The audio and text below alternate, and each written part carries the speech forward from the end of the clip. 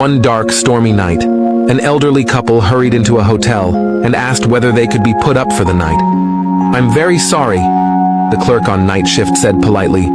"We are all booked tonight, but you could stay in my room if you don't mind. It's not exactly a suite, but it's clean. As I'm on duty, I'll be staying up in the office anyway, and I can do some bookkeeping business there." The young man gave the sincere advice. The elderly couple accepted his offer with gratitude. They apologized for the inconvenience they had caused him.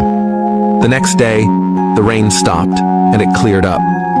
When the old gentleman went to pay his bill, the clerk behind the counter was that same helpful young man. "The room you and your wife stayed in is not a proper guest room in this hotel, so you don't need to pay," said the clerk, with the same friendly smile. The old gentleman nodded in appreciation. "You are an employee that every boss in the hotel business would dream of. Perhaps someday I'll build a hotel for you." The clerk was amazed, but deciding that the guest must have been joking, he gave the remark no more thought. 2 years later, the young man received a registered letter from the old gentleman in which he recalled the experience of that dark, stormy night. The letter also enclosed a formal invitation and a round-trip air ticket to New York, asking the young man to pay a visit. At a street corner in Manhattan, the young man met his former guest. The old gentleman, pointing to a magnificent new building towering over the crossroads, said, "Look, that is the Hotel L promised to build for you. I hope you will manage it for me."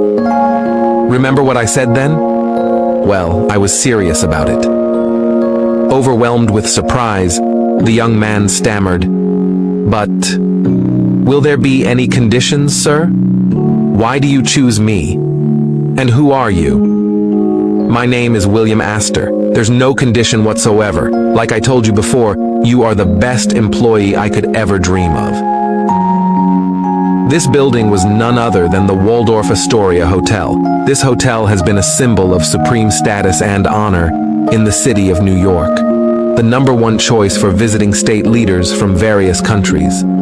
The young man who became its first manager was George Bolt, the man who turned Waldorf into one of the most glamorous hotels in the world.